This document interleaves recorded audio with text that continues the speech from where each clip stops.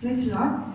இந்த நாள் தெரிந்து கொண்ட வேத வசனம் யாக்கோபு 5ஆம் அதிகாரம் வசனங்கள் 13 முதல் 18 வரை. யாக்கோபு 5ஆம் அதிகாரம் வசனங்கள் 13 முதல் 18 வரை. உங்களில் ஒருவன் துன்பப்பட்டால் ஜெபம் பண்ண கடவன். ஒருவன் மகிழ்ச்சியாய் இருந்தால் சங்கீதம் பாட கடவன். உங்களில் ஒருவன் வியாதிப்பட்டால் அவன் சபையின் மூப்பர்களை வரவழைப்பானாக. அவர்கள் கர்த்தருடைய நாமத்தினாலே அவனுக்கு எண்ணெய் பூசி அவனுக்காக ஜெபம் பண்ண கடவர்கள். அப்பொழுது விசுவாசம் உள்ள ஜெபம் பிணியாளியை ரட்சிக்கும். கர்த்தர் அவனை எழுப்புவார். அவன் பாவம் செய்தவனானால் அது அவனுக்கு மன்னிக்கப்படும். நீங்கள் சொஸ்தமடையும் படிக்க உங்கள் குற்றங்கள் ஒருவருக்கொருவர் அறிக்கையிட்டு ஒருவருக்காக ஒருவர் ஜெபம் பண்ணுங்கள். நீதிமான் செய்யும் ஊக்கமான வேண்டுதல் மிகவும் பலனுள்ளதாய் இருக்கிறது. எலியா என்பவன் நம்மை போல பாடுள்ள மனுஷனாய் இருந்தும் மழை பெய்யாத படிக்கு கர்த்தாய் ஜெபம் பண்ணினான். அப்பொழுது 3 வருஷமும் 6 மாதமும் பூமியின் மேல் மழை பெய்யவில்லை. மறுபடியும் ஜெபம் பண்ணினான். அப்பொழுது வானம் மழையை பொழிந்தது, பூமி தன் பலனை தந்தது. ஆமீன். கர்த்தர் இந்த வசனத்தின் மூலம் நம்மோடு பேசுவாராக. ஆமீன்.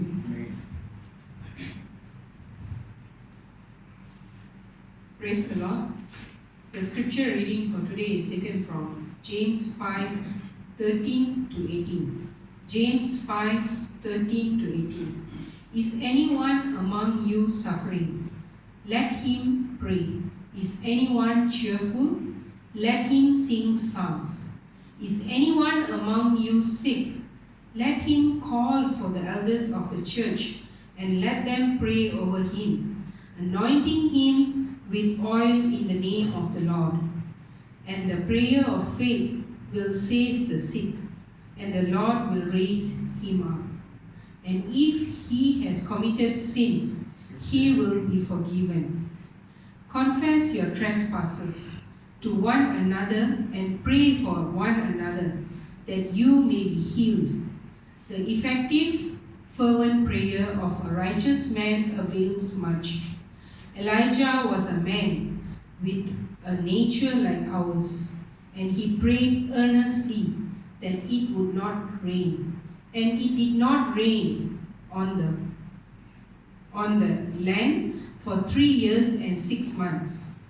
And he prayed again, and the heaven gave rain, and the earth produced its fruits. May the good Lord add his blessings upon this reading and meditation of his words for us today. Amen.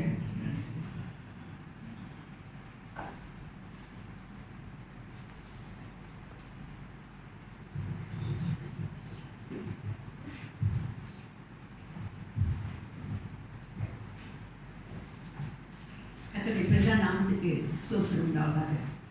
மறுபடியுமாக ஜீவனுள்ள தேவனுடைய வார்த்தையை உங்கள் மத்தியில் கொண்டு வரும்படி தேவன் கொடுத்த மகாபலிய கிருபைக்காக கர்த்தரை ஸ்தோத்திரிக்கிறேன். இங்கே நிற்பது கூட தேவனுடைய மகாபலிய கிருபை.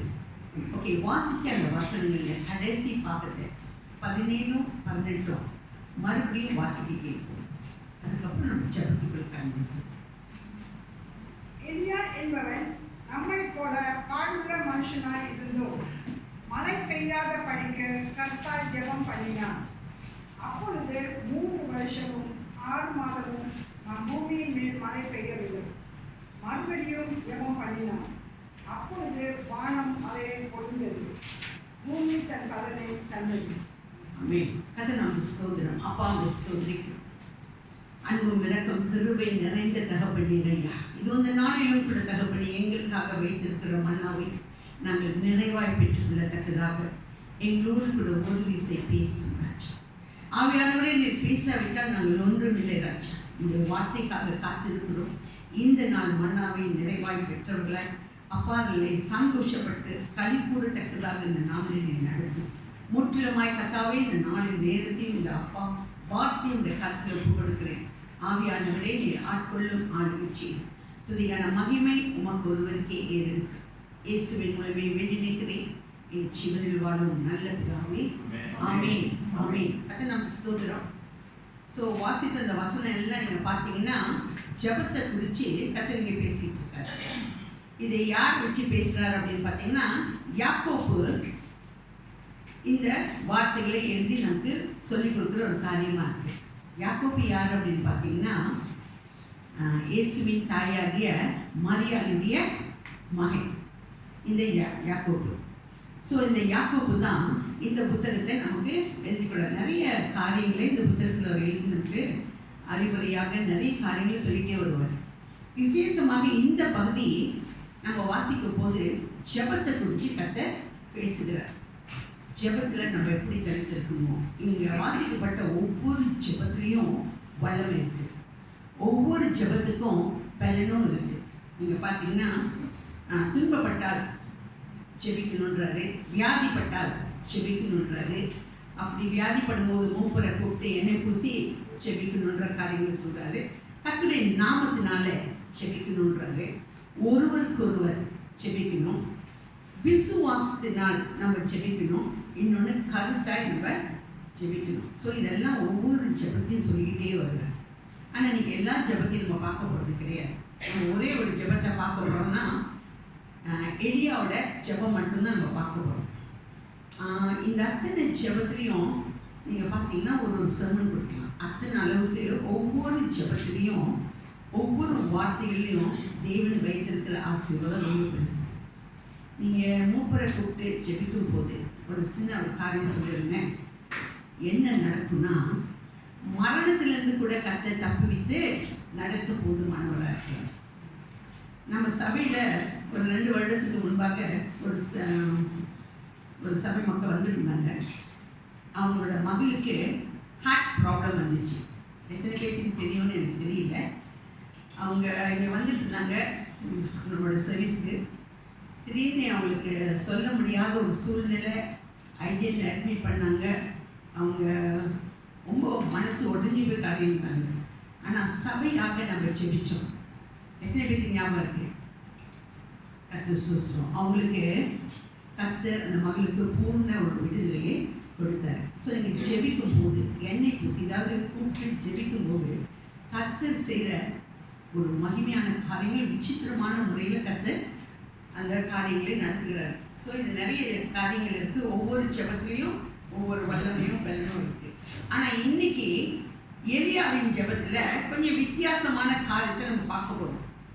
இந்த எலியாவின் ஜெபம், அவன் கருத்தாய் ஜெபித்தான். அவன் நம்ம போல பாடுள்ள மனுஷன். பாடுள்ள மனுஷன்னா ஒரு சாதாரணமாக நம்ம போல ஒரு மனிதன் தான். அவனை பார்த்தீங்கன்னா திஸ்பியன் அங்கே எலியான்னு சொல்லுவாங்க. திஸ்பியன்னா அவன் பட்ட கடனுக்காக தன்னோட பிள்ளைகள், மனைவி எல்லாத்தையும் இழந்து நிற்கக்கூடிய ஒரு மனுஷன். அவன் இழக்காத ஒரு காரியம் என்ன தெரியுங்களா? கர்த்தருக்காக வைராக்கியமாய் நிற்கக்கூடிய ஒரு மனுஷனாய் காணப்பட்டான். அப்படிப்பட்ட மனுஷனுடைய வாழ்க்கையில இப்போது ஜெபம் செய்கிறான், கருத்தா ஜெபிக்கிறான். 3 வருஷம் 6 மாதம் பூமியின் மேல் மழையே பெய்யல. ஓகே, எத்தனை பேருக்கு தெரியும் என்ன காரியத்தின் நிமித்தம் இந்த எலியா இப்படி ஜெபிக்கிறான்?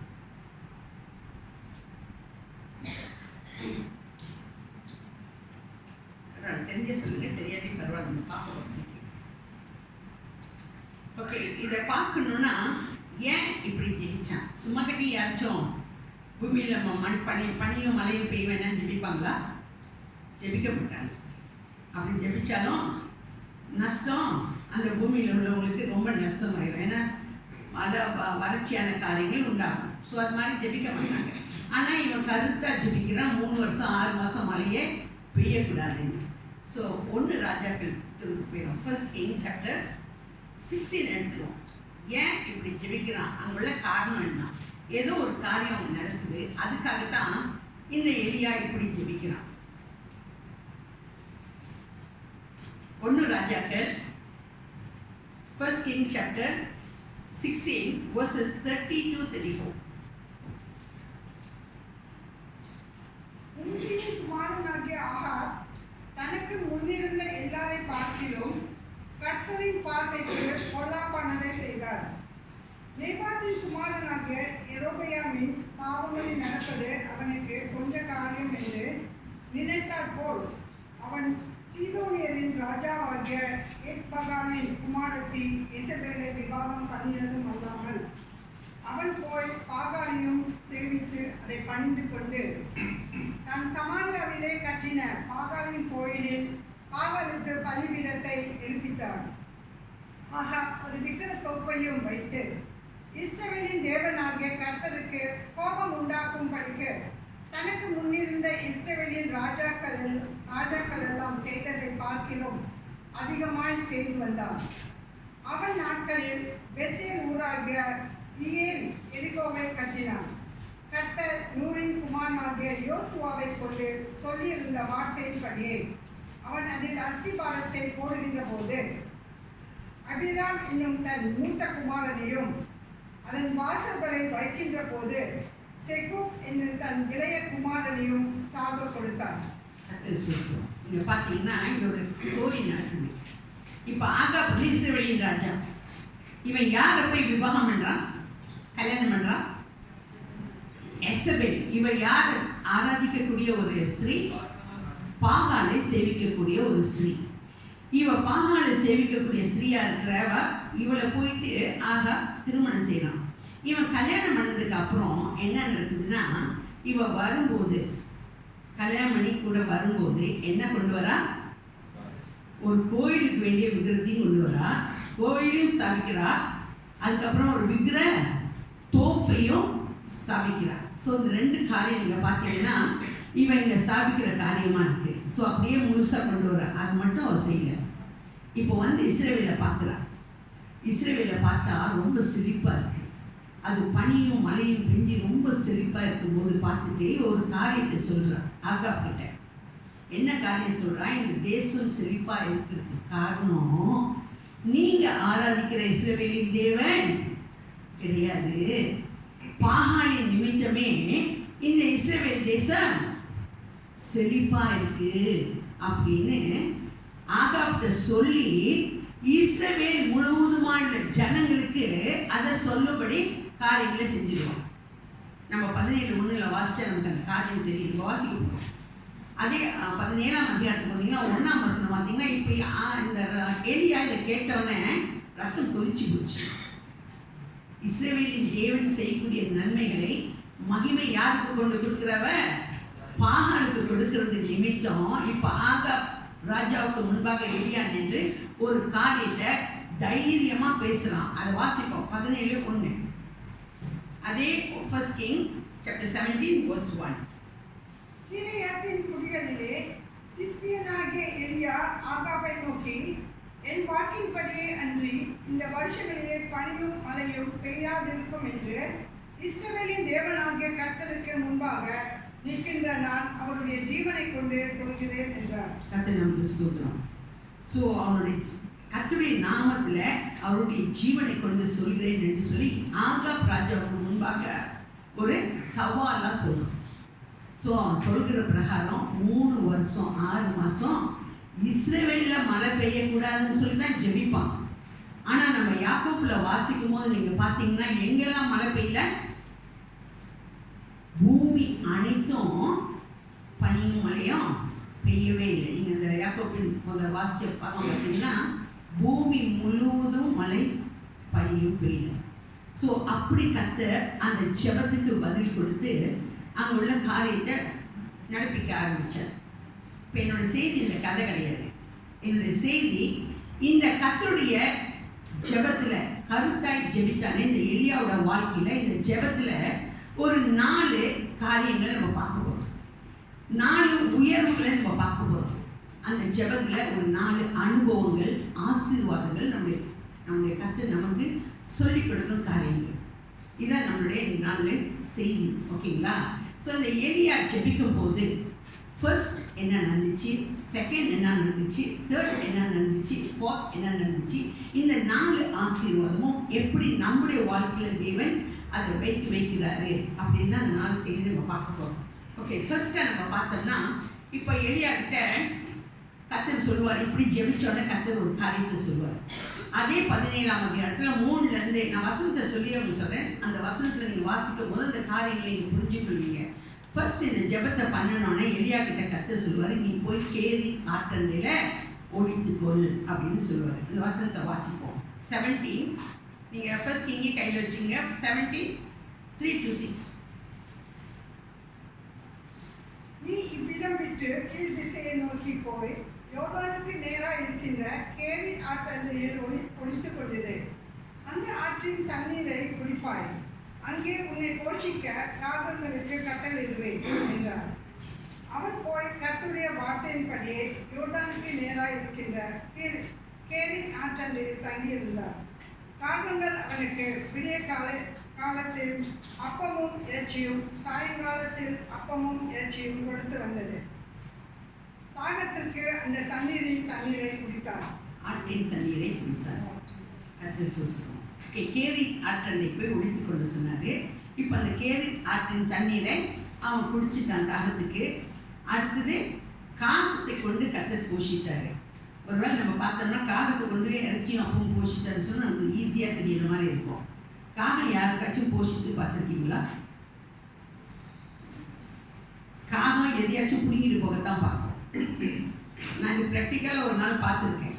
நான் கேரளா இருந்துகிட்டே இருந்தேன். ஷிப்பில் அப்பம் சாப்பிட்டுட்டு நாங்கள் அங்கே செஞ்சு கொடுப்பாங்க. அப்பம் கையில் சாப்பிட்டுக்கிட்டே இருக்கும்போது அந்த காகம் அப்போ சுற்றி பறந்துட்டே இருந்துச்சு. ஒரு ஜஸ்ட் ஒரு செகண்ட் தான் கையில் இருந்து அவ்வளோ பெரிய அப்பம் டக்குன்னு பிடிங்கி போயிடுச்சு ஒரு நிமிஷத்தில்.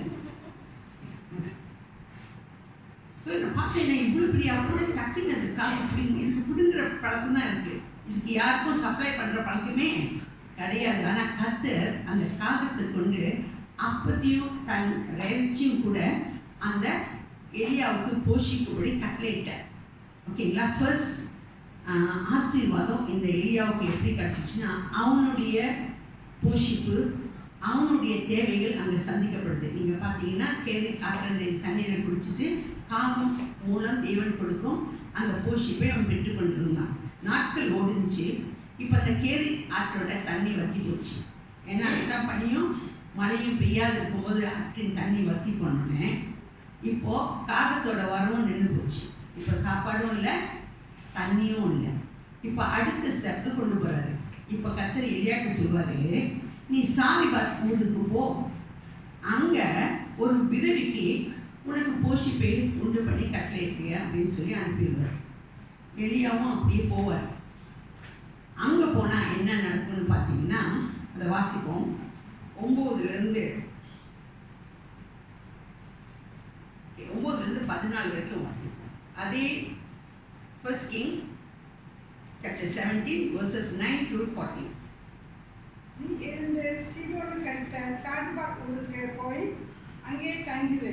உன்னை பராமரிக்கும்படி அங்கே இருக்கின்ற ஒரு விதவிக்கு கட்டளையிட்டேன் என்றான். அப்படியே அவன் எழுந்து சாரிபாத்துக்கு போனான். அந்த பட்டணத்தில் ஒலிமுக வாசலுக்கு அவன் வந்தபோது அங்கே ஒரு விதவை விறகு பொறுக்கிக் கொண்டிருந்தாள். அவன் அவளை பார்த்து கூப்பிட்டு, நான் குடிக்கிறதற்கு கொஞ்சம் தண்ணீர் ஒரு பாத்திரத்தில் எனக்கு கொண்டு வா என்றான். கொண்டு வர அவள் போகின்ற போது அவன் அவளை நோக்கி கூப்பிட்டு, கொஞ்சம் அப்பமும் உன் கையிலே எனக்கு கொண்டு வா என்றான். அதற்கு அவள், பானை ஒரு பிடி மாவும் கலையத்தில் கொஞ்சம் எண்ணெயும் அல்லாமல் என்னிடத்தில் ஒரு அடையும் இல்லை என்று உம்முடைய தேவனாகிய கர்த்தருடைய ஜீவனை கொண்டு சொல்கிறேன். இதோ நானும் என் குமாரனும் சாப்பிட்டு செத்து போக அதை எனக்கும் அவனுக்கும் ஆயத்தப்படுத்துகிறதற்கு 2 விறகு பொறுக்குகிறேன் என்றான். அப்பொழுது எலியா அவளை பார்த்து, பயப்படாதே, நீ போய் உன் வார்த்தையின்படி ஆயத்தப்படுத்து. ஆனாலும் முதலில் அதிலே எனக்கு ஒரு சிறிய அடையை பண்ணி என்னிடத்தில் கொண்டு வா. பின்பு உனக்கும் உன் குமாரனுக்கும் பண்ணலாம். கர்த்தர் தேசத்தின் மேல் மலையை கட்டளையிடும் நான் மட்டும் பானையில் செலவழிந்து போவது இல்லை, கலசத்தை எண்ணெய் குறைந்து போவதும் இல்லை என்று இஸ்ரவேலின் தேவனாகிய கர்த்தர் சொல்கிறார் என்றார். அது நம்ம கதை விளங்குச்சுன்னா, சாரிபாத் ஊருக்கு போக சொன்னாரு. விதவி மூலம் அவனுக்கு போஷிப்பேன்னு சொன்னாரு. ஆனால் அங்கே போனவங்களோட நிலைமை என்ன? இருக்கிறது கொஞ்சோண்டு மாவு, கொஞ்சோண்டு எண்ணெய், அதை சுட்டு கொடுக்குறதுக்கு அவர் விறகு பொறுக்கிட்டு இருந்தா. அவள் ஏழை விதவில்லை, அவள் பணக்கார இருந்தவர் தான். ஆனால் அங்கே பஞ்சம். ஓகேங்களா? அங்கே தான் பனியும் மழையும் இல்லை. ஸோ இப்போ விறகு பொறுக்கிட்டு இருக்கு. அந்த கொஞ்சம் மாவையும் சுட்டு அந்த பிள்ளைங்க சாப்பிட்ருக்கு. ஆனால் மறுநாள் அவங்க உயிரோடு இருப்பாங்களான்னு ஒரு கேள்விக்குறி. அவ்வளோதான் அங்கே சாப்பாடு இருக்குது. அது காவே இருக்கா எனக்கு தெரியாது. ஒரு அடை சுடுற அளவுக்கு தான் அங்கே மா இருந்துச்சு. ஸோ அந்த அளவு மா தான் இருந்துச்சு. ஆனால் இவர் தண்ணி குடுன்னு சொல்லுவார். தண்ணி எடுக்க போகும்போது எனக்கு ஒரு அடையும் சுட்டு கொண்டு வான்னு. அவள் தெய்வ மனிதன் கேட்குறாரு, என்ன செய்யுது? ஐயா இதுதான் என்கிட்ட இருக்குது அப்படின்னு சொல்லுவான். ஆனால் பரவாயில்ல, நீ சுட்டு கொண்டு வான்னு. ஆனால் நடந்தது என்ன? அந்த 3 வருஷம் 6 மாதம் பஞ்ச காலம் முடியும் மட்டும் அவன் சுட்டு கொடுத்துட்டு பாக்கி பார்த்தா அந்த பாத்திரத்தில் மா குறைஞ்சி போவும் இல்லை, எண்ணெயும் குறையும். விளங்குதுங்களா? அவனோட வாழ்க்கை போஷிக்கப்பட்டது அந்த எலியானான். ஸோ எலியாவின் ஜெபம், ஃபர்ஸ்ட் ஜெபத்தில் அவனுடைய வாழ்க்கை போஷிக்கப்பட்டது, அவனுடைய தேவைகள் சந்திக்கப்பட்டது. இப்போ அடுத்த இடத்துக்கு கொண்டு போறாரு. அடுத்த இடத்துல இப்போ மற்றவர்களுக்கு ஓகேங்களா போஷிப்பை உண்டாக்கும் ஒரு ஆசீர்வாதத்தை இந்த எலியா கொண்டு போறாரு. இது கொஞ்சம் டிஃப்ரெண்டான ஒரு காரியத்தை அங்கே காமிக்கிறாரு. அடுத்தது இவங்களுக்கு ஒரு வேளை சாப்பிட்டு மரணம் வரக்கூடிய ஒரு சூழ்நிலை அங்கே இருந்துச்சு. ஓகே, ஆனாலும் அந்த மரணத்திலிருந்து தப்பி வைப்பார். தப்பி வைத்ததுக்கு அப்புறம் உண்மையாகவே அந்த பையன் இறந்து போயிடுவான். உண்மையாகவே இந்த மகன் பார்த்தீங்கன்னா ஒரு காரியத்து நிமித்தம் அவன் இறந்து போயிடுவான். அதுக்கப்புறம் நீங்கள் தொடர்ந்து வாசிச்சிங்கன்னா, அந்த நான் கதையை மட்டும் சொல்லிடுவேன். ஸோ நீங்கள் தொடர்ந்து வாசிச்சிங்கன்னா அந்த பையன் இறந்து போனதுக்கப்புறம் எலியாட்ட கொண்டு வருவாங்க. அவனை எலியா உயிரோடு எழுப்பி அந்த தாயார்கிட்ட ஒப்புவிக்கிறத நீங்கள் வாசிக்கலாம். அந்த கடைசி பாகத்தை நீங்கள் வாசிச்சிங்கன்னா அது தெரியும். அதே 17ஆம் இடத்துல கடைசி பாகம் இருக்கும். ஸோ இங்கே ஒரு காரியம் ஒன்று, அவங்க சாப்பிட்டு இனி வாழ்க்கையில் மரணம் வரணும்னு நினைச்சவங்களுக்கு மரணம் வராதபடி செய்தார். உண்மையாகவே வந்திருந்த ஒரு மரணத்தை உயிரோடு கூட அந்த மகனை எழுப்பி எலியா அந்த தாயை எடுத்து கொடுப்பாரு. இது எலியா செய்த முதல் அற்புதம். நீங்கள் பார்த்தீங்கன்னா முதல் அற்புதம் இப்படித்தான் உயிரோட அந்த மகனை எழுப்புற ஒரு காரியம் எலியா செய்கிற அற்புதம் முதல் இருக்கும். ஓகே, இதுக்கப்புறம் ஒரு காரியம் நடக்கும், கொஞ்சம் இன்ட்ரெஸ்டிங்காக இருக்கும். இது கொஞ்சம் நீட்டமாக நம்ம வாசிச்சா தான் காரியங்கள் புரியும். இது கர்மேல் பர்வதத்தின் ஒரு ஆசீர்வாதம். கர்மேல் பர்வதத்தின் ஆசீர்வாதம்னா இப்போ எலியா அதுலேருந்து இப்போ புறப்பட்டு எங்கே போகிறாருன்னு பார்த்தீங்கன்னா ஆகாப்பை சந்திக்க போகிறார். ஆகாப்பை ஏன் சந்திக்க போகிறாருன்னா அந்த கன்வர்சேஷன் பார்ப்போம். ஏன் சந்திக்கிறாரு, என்ன பேசுகிறாரு அப்படின்னு காரியம் பார்ப்போம். 18ஆம் அதிகாரத்துக்கு திருப்பிக்கிறோம். 1 Kings chapter 18 ஒரு 17லேருந்து 21 வரைக்கும் வாசிப்போம்.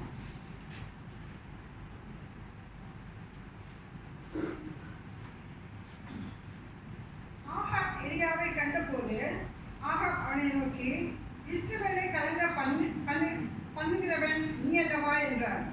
அதற்கு அவன், இஸ்ரவேலை கலங்க பண்ணுகின்றவன் நான் அல்ல, கர்த்தரின் கட்டளைகளை விட்டு பாகால்களை பின்பற்றினதினால் நீரும் உன்னுடைய தகப்பன் வீட்டாருமே இஸ்ரவேலை கலங்க பண்ணினவர்கள். கர்த்தர் சொல்லுங்க சமிசா பண்ணுமா, நான் சொல்லிடுறேன். இப்போ ஆகாப்பை பார்த்துட்டு இப்போ எலியா பேசும்போது இப்போ ஆகாப் என்ன சொல்றான், இஸ்ரவேலை கலங்க பண்ணுறவன் நீ அப்படின்னு சொல்லி யாரை பாயிண்ட் பண்ணுறான்? ஆகாப்பு எலியாவை பார்த்து பாயிண்ட் பண்ணுறான். ஆனால் எலியா சொல்லுவான், இஸ்ரவேலை கலங்க பண்ணுறவன் நான் இல்லை, இஸ்ரவேல் தேவனுக்கு விரோதமாக காரியம் செய்து இஸ்ரவேலை கலங்க பண்ணுறது நீ. ஓகேங்களா? சொல்லிட்டு கலந்து பேசுவோம். பாருங்க அந்த காரியத்தை பார்ப்போம். இப்போதும் கர்மேல் பர்வதத்திலே இஸ்ரவேல் அனைத்தையும் பாகாலின் தீர்க்கதரிசிகள் 450 பேரையும் எசபேலின் பந்தியிலே சாப்பிடுகின்ற தோப்பு விக்கிரத்தின் தீர்க்கதரிசிகள் 400 பேரையும் என்னிடத்தில் கூட்டிக் கொண்டு வர ஆட்களை அனுப்பும் என்றார். அப்படியே ஆகாப் இஸ்ரவேல் புத்திரரின் எல்லாரிடத்திலும் ஆட்களை அனுப்பி கர்மேல் பர்வதத்திலே அந்த தீர்க்கதரிசிகளை கூடி வர செய்தார். அப்பொழுது எலியா சகல ஜனத்தன்மைக்கும் வந்து, நீங்கள் எந்த மட்டும் 2 நினைவுகளால் குந்தி நடப்பீர்கள்? கர்த்தர் தெய்வமானால் அவரை பின்பற்றுங்கள், ஆகால் தெய்வமானால் அவனை பின்பற்றுங்கள் என்றார். ஜனங்கள் பிரதி உத்தரமாக அவனுக்கு ஒன்றும் சொல்லவில்லை. நான் கொஞ்சம் சொல்லிடுறேன். இப்போ ஒரு காரியத்தை ஆகாப்ட ஏரியா சொல்றாரு, சரி இப்போ நீ கலங்க பண்ற, இப்போ 2 காரியத்தில் மக்கள் என்ன செய்யறாங்க, குந்தி குந்தி நடக்கிறாங்க. அதாவது கர்த்தர் தெய்வமா பாகால் தெய்வமான்னு அவங்களுக்கு தெரியாத அளவுக்கு நீ காரியங்களங்க உன்னோட செய்தி பரப்பிடுச்சு. ஓகேங்களா? இப்போ கர்த்தர் தெய்வமா இருந்தா கர்த்தர் தெய்வமா சொல்லணும். ஸோ இப்போ நீ என்ன செய்ய, உள்ள தீர்க்கதரிசிகள் பாகால் தீர்க்கதரிசிகள் அந்த ஜனங்கள் அத்தனையும் அவங்க ஒரு இடத்துல கூட்டி சேரு, அந்த மத்தியில அவங்க சில காரியத்தை செய்ய சொல்லுவார். நான் அந்த கதையை அப்படியே சொல்லி கொஞ்சம் முடிச்சிடறேன். இப்போ என்ன செய்ய சொல்லுவார்னா, ஒரு காளையை கொண்டு வர சொல்லுவார், ஒரு பலிபீடத்தை கட்ட சொல்லுவார். அந்த பலிபீடத்தில் அந்த காளையை வச்சு நீங்கள் கர்த்தரை நோக்கி உங்களோட பாகாலை நோக்கி கூப்பிடுங்க. அந்த பாகால் வந்து அக்னினால என்ன செய்யணும், பதில் கொடுத்து அந்த பலியை பச்சிக்கணும். ஸோ இது செஞ்சால் இப்போ நீங்கள் பாகால் தெய்வம்னு சொல்லலாம். ஸோ இது அங்கே எலியா சொல்லக்கூடிய ஒரு காரியம். ஏன் இதை செய்கிறாருன்னா, கர்த்தர் தெய்வமா இப்போ ஒரு காரியம் வருது, கர்த்தர் தெய்வமா இங்கே பாகால் தெய்வமானு. ஏன்னா மக்களுக்கு எல்லாருக்கும் என்ன நியூஸ் தான் வந்துருச்சு, இப்போ பாகால தெய்வமா இந்த ஆகாப் காட்டினபடினால இப்போ கர்த்தரை தெய்வமா காட்டக்கூடிய ஒரு சூழ்நிலை அங்கே உருவாக்கப்பட்டுச்சு. ஸோ இப்போ எலியா இதை செய்கிறார். நீங்கள் பார்த்தீங்கன்னா எலியா அங்கே போயிட்டு ஃபர்ஸ்ட் சான்ஸ் வந்து பாகாலை ஆராதிக்கிற தீர்க்கதரிசிகள் மக்களுக்கு மத்திய கொடுத்துருவார். நீங்கள் செய்யுங்க அப்படின்னு சொல்லிட்டு அவங்கள செய்ய சொல்லுவார். ஸோ கொஞ்சம் வாசிப்போம், அதில் 22 27 வாசிப்போம். அதே கிங்ஸ் 18 18 22 வரைக்கும் 27 வரைக்கும் வாசிப்போம்.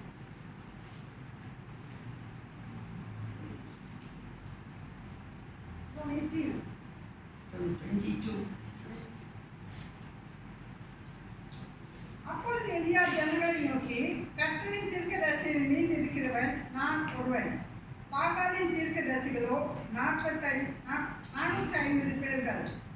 இப்போதும் 2 காளைகளை என்னிடத்தில் கொண்டு வரட்டும். ஒரு காளையை அவர்கள் தெரிந்து கொண்டு அதை சண்டை சண்டாக துண்டித்து நெருப்பு போடாமல் விலங்குகள் மேல் வைக்க கடவர்கள். நான் மற்ற காளையை அப்படியே செய்து நெருப்பு போடாமல் விலங்குகளின் மேல் வைப்பேன்.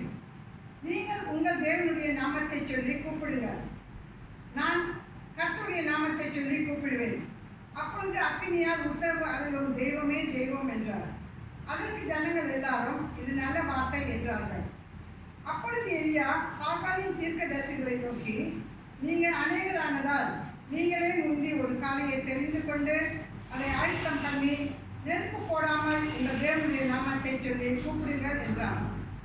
தங்களுக்கு கொடுக்கப்பட்ட காளையை அவர்கள் வாங்கி அதை ஆயத்தப்படுத்தி, பாகாலே எங்களுக்கு உத்தரவு அருளும் என்று காலை தொடங்கி மத்தியானம் மட்டும் பாகாலின் நாமத்தை சொல்லி கூப்பிட்டார்கள். ஆனாலும் ஒரு சத்தமும் பிறக்கவில்லை, மறு உத்தரவு கொடுப்பாரும் இல்லை. அவர்கள் கட்டின பலிபீடத்திற்கு எதிரே குதித்து ஆடினார்கள். மத்தியான வேளையிலே எலியா அவர்களை பரியாசம் பண்ணி, உழைத்த சத்தமாய் கூப்பிடுங்கள், அவன் தேவனாமே, அவன் தியானத்தில் இருப்பான், அல்லது அலுவலாய் இருப்பான், அல்லது பிரயாணம் போயிருப்பான், அல்லது தூங்கினாலும் தூங்குவான், அவனை எழுப்ப வேண்டியதாக்கும் என்றார். அவர்கள் உரைத்த சத்தமாய் கூப்பிட்டு தங்கள் வழக்கத்தின்படியே ரத்தம் தங்கள் மேல் வடியும் மட்டும் கத்தியினாலும் ஈட்டினாலும் தங்களை கீறி கொண்டார்கள். போதுமா? ஓகே, நான் இப்போ சொல்லிடுறேன், புரியுதுங்களா அந்த கதை? ஓகே, இப்போ எல்லாம் பள்ளிப்பட்டு மேலே வச்சுட்டாங்க. இப்போ காலையிலேருந்து சாயந்தரம் வரைக்கும் கூப்பிடுறாங்க, ஒரு சத்தமும் மறு உத்தரவு கிடைக்கல. இப்போ கத்தி எடுத்து கீறிக்கிறாங்க உடம்புலாம். ஸோ அப்படி கீரியும் என்ன நடக்கல, ஒரு மறு உத்தரவும் கிடைக்கல. இப்போ எலியா பரியாசம் பண்ணுறாரு. ஒரு நாள் ஒருவேளை பிரயாணம் போயிருப்பாங்க அவங்களோட கடவுளே, இப்போ இல்லைன்னா தூங்கிட்டு இருப்பாங்க இப்படின்னு சொல்லி ஒவ்வொரு கொஞ்சம் பரியாசமாக காரியங்களை பேசுகிறேன். ஆனால் இவங்க எது செஞ்சாலும் என்ன நடக்கல, பாகால் அக்னியை கொண்டு வரவும் இல்லை, அங்கே பலி பச்சிக்கப்படவும் இல்லை. இப்போ எலியா ஒரு சான்ஸ் கேட்டு, இப்போ அடுத்த சான்ஸ் எலியாவுக்கு. இப்போ எலியா செய்கிறாரு. நீங்கள் பார்த்தீங்கன்னா அந்த வசனங்களை ஒரு 32 வாசிப்போம். அந்த வசனங்கள் எஸ்தர்ட்ட சொன்னாங்க, இவ்வளோ நீட்டு நான் படிக்கணுமா, கொஞ்சம் கொஞ்சமாக கொடுத்தா பரவாயில்ல, இவ்வளோ நீட்டியாக படித்தா வசனங்கள் புரியும். ஸோ அந்த வசனம் நம்ம இதயத்தை தங்குவோம். அந்த கற்களாலே கர்த்தருடைய நாமத்திற்கென்ற ஒரு பலிபீடத்தை கட்டி பலிபீடத்தை சுற்றிலும் தானியம் அழைக்கின்ற 2 படி விதைக்கத்தக்க இடமாக ஒரு வாய்க்காலை உண்டாக்கி விறகுகளை அடுக்கி ஒரு காளையை சந்து சந்தாக துண்டித்து விறகுகளின் மேல் வைத்தான். பிற்பாடு அவன், நீங்கள் 4 குடம் தண்ணீர் கொண்டு வந்து சர்வாங்க தகன பலியின் மேலும் விறகுகளின் மேலும் ஊற்றுங்கள் என்றான். பின்பு 2ஆம் தரமும் அப்படியே ஊற்றுங்கள் என்றான். என்ன ஊற்றுனா தண்ணி ஊற்றணும். நாமள அக்கினி வந்து பட்டுனோம்னா என்னத்தை ஊற்றணும்? எண்ணெய் ஊற்றணும். ஆனால் இப்போ வேணுக்குன்னே இந்த எலியா என்ன செய்யறாரு? தண்ணியை ஊற்றுறாரு. ஓகே, வாசிப்போம். 2ஆம் தரமும் ஊற்றினார்கள். அதற்கு பின்பு 3ஆம் தரமும் அப்படியே ஊற்றுங்கள் என்றான். 3ஆம் தரமும் ஊற்றினார்கள். அப்பொழுது தண்ணீர் பலிபீடத்தை சுற்றிலும் ஓடினது. வாய்க்காலையும் தண்ணீரால் நிரப்பினார். பல தண்ணி எல்லாம் ஃபுல்லாக நடந்துச்சு. ஓகேங்களா? இப்போ அடுத்து சொல்லி கூப்பிடுறாரு.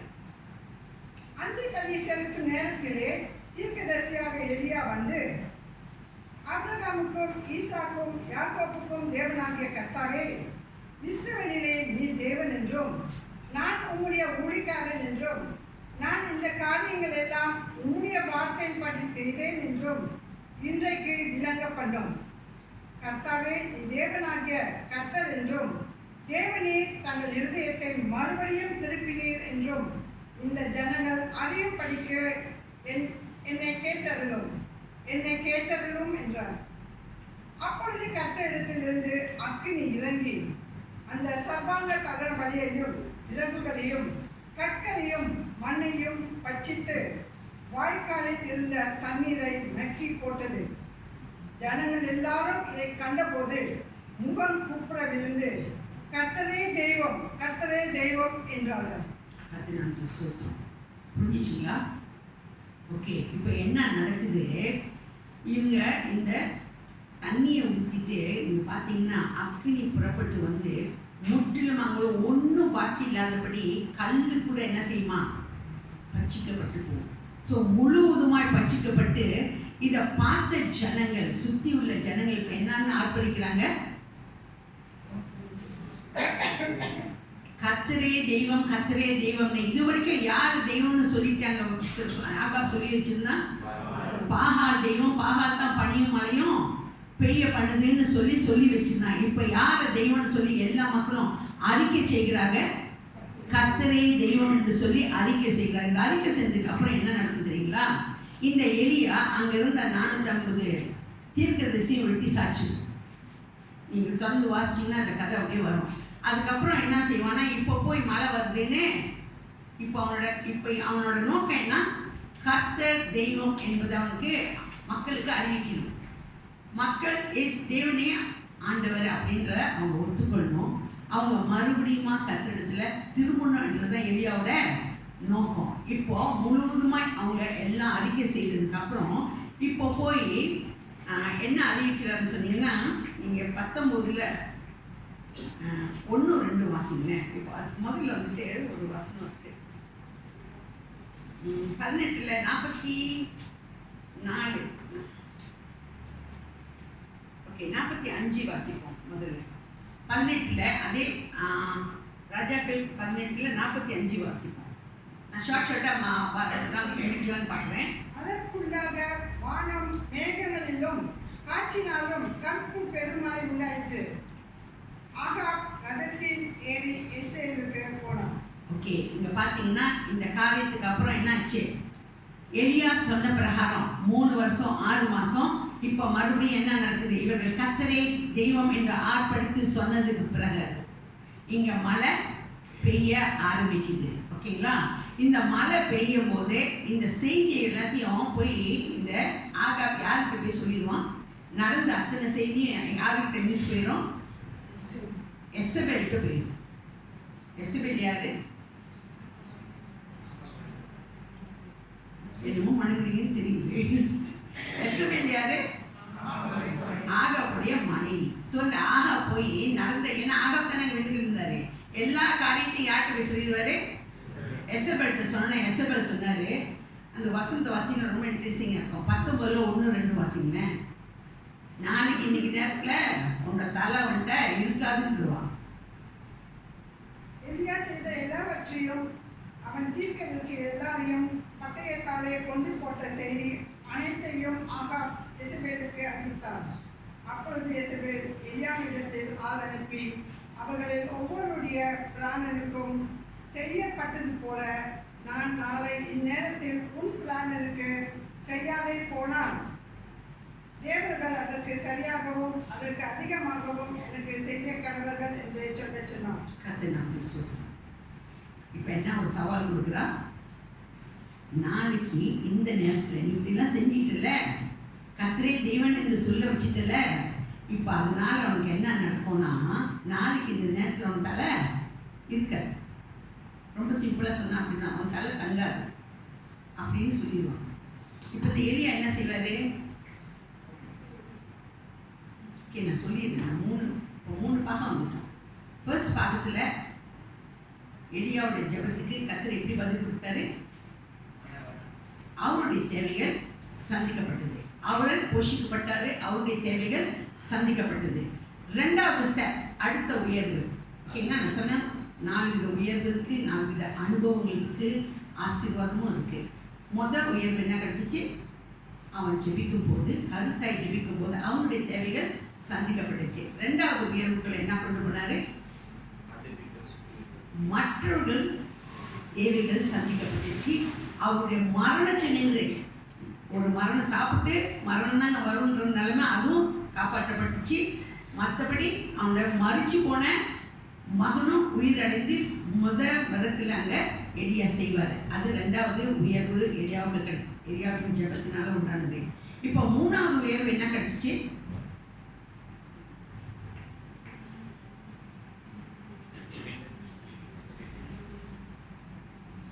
நம்ம சுற்றி உள்ள மக்கள் இயேசுவை ஆண்டவர்னு சொல்லணும். ஓகேங்களா? நமக்கு கொடுக்கப்பட்ட ஒரு வேலை. ஸோ நம்ம செயல்னாலையோ நம்மளோட வாழ்க்கையிலையோ நம்ம என்ன செஞ்சால் இயேசு ஆண்டவர்னு காண்பிக்க முடியுமோ அந்த அளவுக்கு எலியா அங்கே காமிச்சு கர்த்தரே தெய்வம் அப்படின்றத ஒட்டுமொத்த ராஜ்யத்தின் மக்களுக்கும் விளங்க செய்தார். ஸோ இப்போ நம்மளை கொண்டு கர்த்தரை தான் பேசிகிட்டு இருக்காரு, நமக்கு அதான் கொடுத்துட்டு இருக்காரு. ஃபர்ஸ்ட் ஸ்டெப்னாலும், ரெண்டாவது ஸ்டெப்னாலும், மூணாவது ஸ்டெப்னாலும் தேவன் நம்மளோட கூட பேசுகிற காரியம் அதுதான்.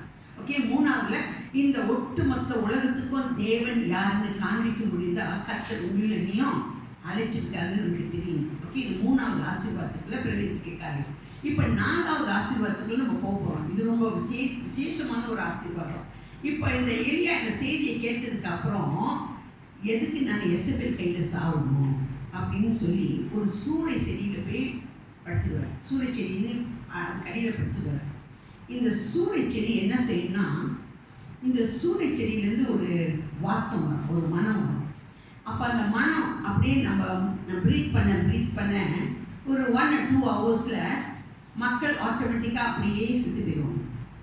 இந்த சூளை செடியை நீங்கள் கூகுள் பண்ணி பார்த்தீங்கன்னா உங்களுக்கு தெரியும். இந்த சூளை செடி எப்படிப்பட்ட ஒரு செடி, இதில் என்ன நடக்கும் அப்படின்னு. இப்போ இந்த எலியா எதுக்கு நான் இவகிட்ட தலையை கொடுத்து தலை வெட்டு பண்ணணும்னு சொல்லி இப்போ சூளை செடியில் அருகில் போய் படுத்துக்கிறாரு. அந்த வசனத்தை வாசிப்போம். 19ஆம் அதிகாரத்தில் வசனம் 5-6 வரைக்கும் வாசிப்போம். 5 வாசிப்போம், 5-8 வாசிப்போம். ஒரு சூழச்செடியின் கீழ் படுத்துக்கொண்டு நித்திரை பண்ணினான். அப்பொழுது ஒரு தூதன் அவனை தட்டி எழுப்பி, எழுந்திரு, போஜனம் பண்ணு என்றான். அவன் விழித்து பார்க்கின்ற போது இதோ தலையில் சுட்டப்பட்ட அடையும் ஒரு பாத்திரத்தில் தண்ணீரும் அவன் தலைமாட்டில் இருந்தது. அப்பொழுது அவன் புசித்து குடித்து திரும்ப படுத்துக் கொண்டான். கர்த்தருடைய தூதன் திரும்ப 2ஆம் தரமும் வந்து அவனை தட்டி எழுப்பி, எழுந்திரு, போஜனம் பண்ணு, நீ பண்ண வேண்டிய பிரயாணம் வெகு தூரம் என்றான்.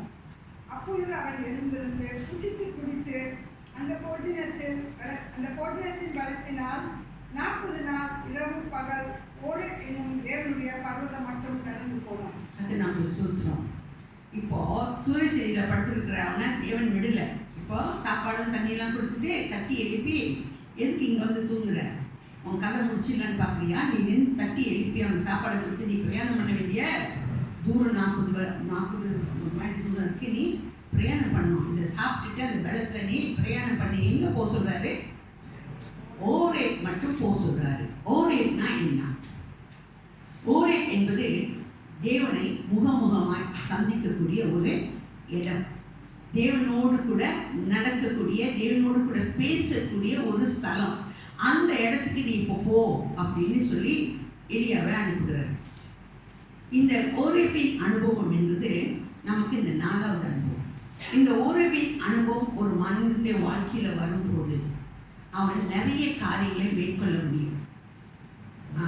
முடியும்னா அவனுக்கு விரோதமாக எழும்பும் ஆயுதங்கள் வாய்க்காதே போகும். அந்த அளவுக்கு இந்த ஓரேபின் அனுபவம் ஒரு மனுஷனுடைய வாழ்க்கையில் கிரியை செய்யும், வேலை பார்க்கும். ஓகேங்களா? ஸோ இந்த ஓரேபின் அனுபவத்தை கொடுக்கும்படி எலியாவை எங்க அனுப்பிட்டாரு? ஓரேபுக்கு அனுப்பிட்டாரு. இங்கே முகமுகமாய் கர்த்தரை சந்திக்கக்கூடிய ஒரு ஸ்தலத்தில் இந்த எலியா வந்து நிற்கிறாரு. இங்கே வந்து நிறைய ஆசீர்வாதம். ஓரேபின் ஆசீர்வாதம் கொஞ்சம் நெஞ்ச ஆசீர்வாதம் இல்லை, நிறைய ஆசீர்வாதம். இந்த ஓரேபின் அனுபவத்துக்குள்ள ஒரு மனுஷன் வரும்போது ராஜாக்களை அபிஷேகம் பண்ணக்கூடிய ஆசீர்வாதம் கிடைக்கும். சத்துருவை மேற்கொள்ளக்கூடிய ஆசீர்வாதம் கிடைக்கும். சத்துரு வந்து நீங்க மேற்கொள்ள வேண்டாம், சத்துரு பின்தொடர்ந்தா அவனுக்கு ஆபத்து. ஒரு எக்ஸாம்பிள் சொல்றேனே, இப்போ மோசே 30 லட்சம் மக்களை கூட்டிட்டு வந்து எங்க நிற்கிறாரு?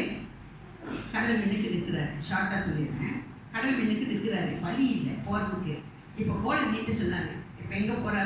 இது வந்து கடல் வந்து பிளந்தது. இப்போ ஒரு வெட்டாந்தரையில ஹைவேல நடக்க போற மக்கள் நடந்து போனாங்க. பின்னால தொடர்ந்து வந்தது யாரு? பார்வோனின் சேனையும் ரதங்களும் பின்னால தொடர்ந்து வந்துச்சு. அவங்க இஸ்ரவேலுக்கு வழி திறந்த அதே கடல், எந்த வழியில இஸ்ரவேலை பாதுகாத்து கொண்டு போக வழி நடத்தினாரோ அதே கடல்ல பின் தொடர்ந்து வந்த சத்துருவை கர்த்தர் எப்படி அழித்தாரு? அதே கடல் மூடி போட்டது. விளங்குதுங்களா? அதே கடல்ல தான் கர்த்தர் இஸ்ரவேலை வழி நடத்தி கொண்டு வந்து சேர்த்தாரு. ஆனா பின் தொடர்ந்து சத்துரு வந்தா அதே கடல் அவங்களுக்கு ஆபத்தா முடியும். ஸோ இந்த ஓரேபின் அனுபவம் என்பது ஒரு மனுஷனுடைய வாழ்க்கையில் வரும்போது சத்துரு வராதுன்னு சொல்லவே மாட்டேன். அவன் எப்பன்னு கட்டிக்கும் சிங்கம் போல யாரை விழுங்கலாம் சொல்லி பார்த்துக்கிட்டே இருக்கான். ஆனால் கர்த்தர் அதை விட மேலான ஒரு அனுபவத்துக்குள்ளே நம்மளை கொண்டு போகணும்னு ஆசைப்படுகிறார். இது ஓரேபின் அனுபவம். இது கர்த்தரை முகமுகமாய் சந்திக்கக்கூடிய இடம், கர்த்தருடைய சத்தத்தை கேட்கக்கூடிய ஒரு இடம், கர்த்தரோடு கூட நடக்கக்கூடிய ஒரு ஸ்தலம். இந்த இடத்துக்கு தேவன் கொண்டு வரும்படி தான் தேவன் இந்த காலை வெளியில நம்மளோடு கூட இதை பற்றி பேசிக்கொண்டிருக்கிறார். இந்த அனுபவத்துக்குள்ள கொண்டு போனோம். இந்த 4 அனுபவத்துக்குள்ள நீங்க எந்த அனுபவத்துக்குள்ள இருக்கீங்க எனக்கு தெரியாது. ஆனா கர்த்தர் நம்மளை கொண்டு போகக்கூடிய ஒரு அனுபவம் வேணும்னு சொன்னா அந்த அனுபவம் ஓரேபின் அனுபவத்துக்குள்ள நம்ம கொண்டு போகணும். அதுக்கு நம்ம பல ஸ்டெப் போயிட்டே வரணும். இன்னைக்கு போனோன்னு டக்குன்னு ஃபர்ஸ்ட் ஸ்டெப்ல நம்ம கடைசி வர முடியாது. ஒவ்வொன்றா கடந்து வந்து இந்த ஓரேபின் அனுபவத்துக்குள்ள வரணும். இந்த அனுபவத்துக்குள்ள வரதுக்குள்ள நமக்கு போதும்னு சொல்ற அளவுக்கு வந்துடும் வாழ்க்கை. ஆனா நிச்சயமா கர்த்தர் விட மாட்டார். ஏன்னா நம்மளுடைய பலத்தில் நம்ம ஓடணும்னா சோர்ந்து போயிடும். அநேக நேரத்துல ஏண்டா இந்த வாழ்க்கை அப்படின்னு யோசிப்போம். பல காரியத்தை நம்ம தடை செய்யும். துதிக்க வந்து நின்னா ஏன் துதிக்கிறேன், துதிக்கிறதுக்கு பாத்திரவானே கிடையாது, போய் உட்கார்ந்து சொல்றேன். உன் வாழ்க்கையே எப்படி இருக்கு, நீ வந்து துதிக்கியான்னு கேட்கும். உங்கள்கிட்ட அப்படி அனுபவம் இருக்கான்னு எனக்கு தெரியாது. நான் 1 மாசத்துக்கு முதல்ல இங்கே வந்து நிற்கும்போது அப்பதான் ஒரு காரியத்தை வந்து நின்னேன். பிசாசு என்னை பேசுற மாதிரி இருந்துச்சு. இப்போ போய் துதி இருந்துச்சு. என்னால் நெசமா துதிக்க முடியல. நான் ஒரே ஒரு காரியம் ஜெபிச்சேன். நான் இன்னைக்கு ஜெபிக்கணும், நான் ப்ரே பண்ணலையா, நான் போய் துதிக்கலையா, எனக்கு உதவி செய்யுங்கன்னு சொன்னேன். நான் நடந்து ஒரு சம்பவத்தை சொல்றேன். நெசமா பல போராட்டங்கள் நம்ம தாக்கிக்கிட்டே இருக்கும். அந்த போராட்டத்தின் மத்தியில் மேற்கொண்டு வரணும்னா கர்த்தர் நம்மளோடு கூட இடைப்படணும். நம்மளோட பலத்துல 1 இன்ச் கூட நம்ம மூவ் பண்ணவே முடியாது. சோர்ந்து போய் உட்காந்து கர்த்தருடைய வழி நடத்தல் நமக்கு வேணும். அப்படி இருந்தால் ஒளியை தான் அடுத்த ஸ்டெப் போகணும். என்ன செய்யணும், ஏது செய்யணுன்றத தேவன் நமக்கு போதிக்க முடியும். ஸோ இந்த நாளில் கூட நம்ம கருத்தாய் செபிக்கக்கூடியவர்களாக இருக்கணும். எது செபித்தாலும் சரி, எந்த காரியத்துக்கு நீங்கள் இந்த பார்த்த அந்த பட்டியலில் எந்த ஜெபத்தை நீங்கள் செஞ்சாலும், ஒருவேளை ஒருவருக்கு ஒருவர் நீங்கள் பார்க்குற சில காரியங்கள், மற்றவருடைய காரியத்துக்காக நீங்கள் ஒருவருக்கு ஒருவர் ஜெபிக்கும் போதும் கர்த்தர் வல்லமையான காரியங்கள் உங்களுக்கு செய்வார். இதில் ஒவ்வொரு ஜெபத்திலும் நிறைய வல்லமையான காரியங்கள் இருக்குது. ஆனால் இந்த நாள் ஆவியானவர் நமக்கு சொல்லிக் கொடுக்குற ஒரு காரியம், கருத்தாய்ச்சிங்க. பாடுள்ள சாதாரண ஒரு மனுஷனை கொண்டு கர்த்தர் இவ்விதமாய் நடப்பிக்க முடியும்னா உங்களையும் என்னையும் கொண்டு கர்த்தர் நடத்த போதுமானது. அப்படியே நடத்துவார், நிச்சயமாக அதை செய்வார். அதுக்காக தேவன் நம்மளோடு கூட பேசிக்கொண்டு இருக்கிறார். நிச்சயமான இந்த வார்த்தைக்குள்ள நம்ம ஒப்பு கொடுப்போம். நம்மளால் வேலைப்பட்டு அதில் நடக்க முடியாதுன்னு தெரியும். ஆனால் தேவனை முகமுகமாய் சந்திக்கக்கூடிய ஒரு ஸ்தலம், அவரோடு கூட பேசக்கூடிய ஒரு ஸ்தலம், அவரோடு கூட நடக்கக்கூடிய ஒரு அனுபவத்துக்குள்ள நம்ம வந்துட்டோம்னா எத்தனை பிரச்சனை வந்தாலும் ஒரே ஒரு காரியம் தான் சொல்லுவோம், ஐயா நீங்கள் பார்த்துக்கீங்க, என்னால் முடியாது. நீங்கள் அநேக நேரத்தில் தோண்டு இருக்கும்போது நீங்கள் நடக்கவே இல்லை, அவர் தூக்கி சுமந்து கொண்டிருக்கிறார், மறந்துடாதீங்க. சில சமயத்தில் நடக்கவே முடியாது. வெளியே வேணா நல்லா பார்க்கறதுக்கு நல்லா இருக்கும், ஆனால் உள்ளுக்கு நீங்கள் அழுதுகிட்டே இருப்பீங்க. எப்படி கடந்து போகிறது, என்ன செய்யறது அப்படி யோசிப்பீங்க. ஆனால் அப்படிப்பட்ட சூழ்நிலை கர்த்தர் தூக்கி சுமந்து சென்று கொண்டிருக்கிறார், மறந்துடாதீங்க. அப்படிப்பட்ட தேவனை தான் நம்ம ஆராதிக்கணும். கர்த்தர் நிச்சயமாக கூட இந்த அனுபவத்துக்குள்ளே நம்மளை நடத்தணும் சொல்லி முற்றிலுமாக ஒப்பு கொடுப்போம். ஜெபத்துக்குள்ளாக நம்ம கண்டு சொல்லுவோம். நமக்கு மகிமை உண்டாவதாக. அப்பா அம்மை ஸ்தோத்திரிக்கிறோம். மகிமையான கர்த்தர் நீரே, இதோ இந்த நாளிலும் கூட தகப்படி எங்களுக்காக நீர் வைத்திருக்கிற உயர்வுகள், அனுபவங்கள், ஆசீர்வாதத்துக்குள் நாங்கள் கடந்து செல்லும்படி அப்பா எங்களுக்கு உதவி செய்கிற கர்த்தர் நீர். எங்களுடைய வாழ்க்கை போஷிப்புக்காக எல்லாவற்றையும் செய்கிறவர் நீர். எங்களை கொண்டு மற்றவர்களையும் போஷிக்க செய்கிற கர்த்தர் நீரா இருக்கிறீராச்சா.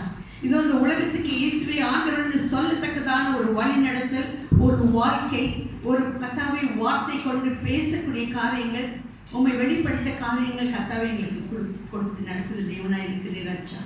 இதோ நாளும் ஓரேபின் அனுபவத்துக்குள்ள வேணும் என்று சொல்லி நாங்கள் வாஞ்சிக்கிறோம் ராஜா. அந்த ஓரேபின் அனுபவம் எங்களோட வாழ்க்கையில அப்பா எல்லா சத்துருவும் மேற்கொள்ளும் என்பதை அறிந்தவர்களாக எங்களுடைய சமூகத்தில் இருக்கு. தகப்படி முற்றிலுமா எங்களை தாழ்த்தி இந்த வல்ல கருத்திலே கொடுக்கிறோம். இதோ கேட்ட ஒவ்வொரு பிள்ளைகளோட வாழ்க்கையிலும் இந்த ஓரேபின் அனுபவம் கடந்து வரும்படி கிருபையும் வழி நடத்தும். முற்றிலுமாய் ஒவ்வொருவரையும் தாழ்த்தி இந்த வல்ல கருத்தில் ஒப்புக்கொடுக்கிறோம். இயேசுவின் மூலமே ஜெபங்களும் எங்கள் ஜீவனில் வாழும் நல்ல பிதாவே. ஆமென்.